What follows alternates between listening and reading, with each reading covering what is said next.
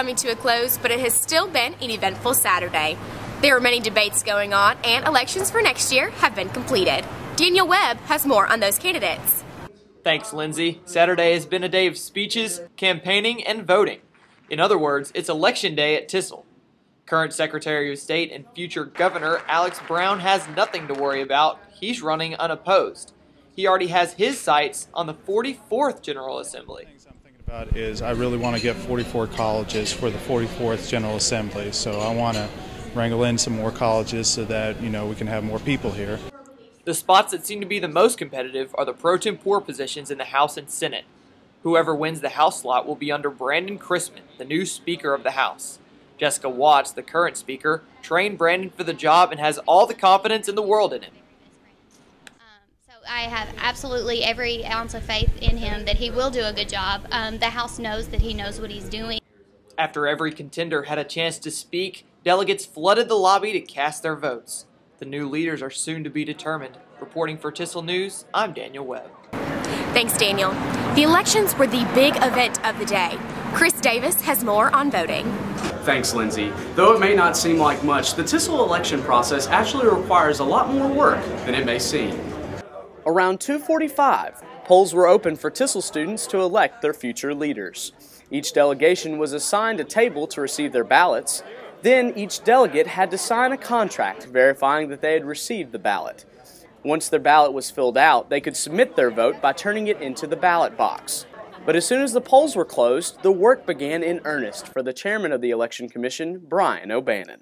Here is we will be taking them into 3 different locations, so we'll have 3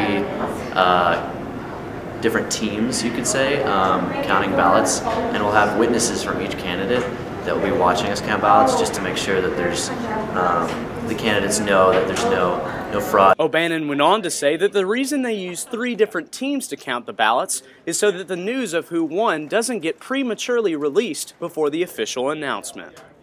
Reporting for TISL News, I'm Chris Davis. I'll bring it back. Thanks, Chris, and congratulations to the newly elected Executive Council members. They are Brandon Chrisman, who's the Speaker of the House, David Snap, who's the Speaker Pro Tem of the House, Luke Tremmel, who's the Speaker of the Senate, John Demansky, who is the Speaker Pro Tem of the Senate, Pamela Keene, who is the State Treasurer, Jamie Arnett, who is the Secretary of State, and Alex Brown, who is elected Governor. Earlier today, Brett Helton was appointed Attorney General, and tomorrow the Chief Justice of the Supreme Court will be appointed, and that will conclude this year's newly elected Executive Council. And earlier, Bill 82 was in huge debate in the Senate, and it moved to the House. Katie Myers has an update for us on the same-sex marriage bill. As if things weren't already heated enough this morning in the House of Representatives, Bill 82, otherwise known as the Gay Marriage Rights Bill, caused the most controversy yet. Many voiced their opinions on the legislation, leaving the House divided on the issue. Before adjourning for a short break, MTSU Representative Benton Beasley voiced his opinion on the matter. Marriage as a whole is a religious institution, not a legal institution. And so all we're trying to do is give all Americans, gay or straight, the same right to be happy with whoever they want to, and the same legal rights to be performed by the state and by the federal government so that we all get the same opportunities. Even though he agrees with the bill, he sees the other side of things as well. Myself being a Christian, I don't believe in homosexual marriage. My church and my establishment do not support it or believe it. However, as the First Amendment states, which is one of the main arguments we've seen today, that the church will maintain a separation, or the state will maintain a separation from the church. When the House reconvened after the break, there was brief discussion and then the vote. The majority ruled in favor of the legislation and the bill passed. Reporting for TISL News, I'm Katie Myers. Thanks, Katie. And now, Alex Thomason has news for us in the Senate. Thanks, Lindsay. A number of bills have been passed through the Senate and back into the House of Representatives. One of the more intriguing bills was TISL Bill 54, which was debated in length in the House of Representatives and passed into the Senate. However, it failed in the Senate. If passed, this bill would allow women the right to have an abortion only if their husband agreed to letting them have the abortion. Senator Christy Thiessen from the University of Tennessee was one of the main opponents to the bill.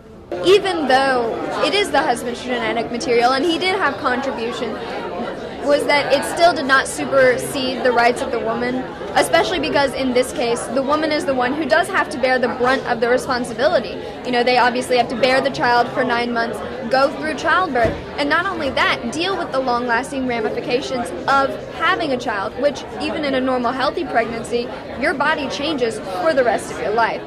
Thanks, Christy. This is Alex Thomason reporting with TISL News. Back to you, Lindsay.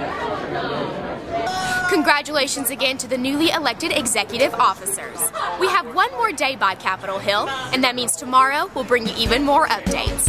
Reporting for TISL News, I'm Lindsay Pierce.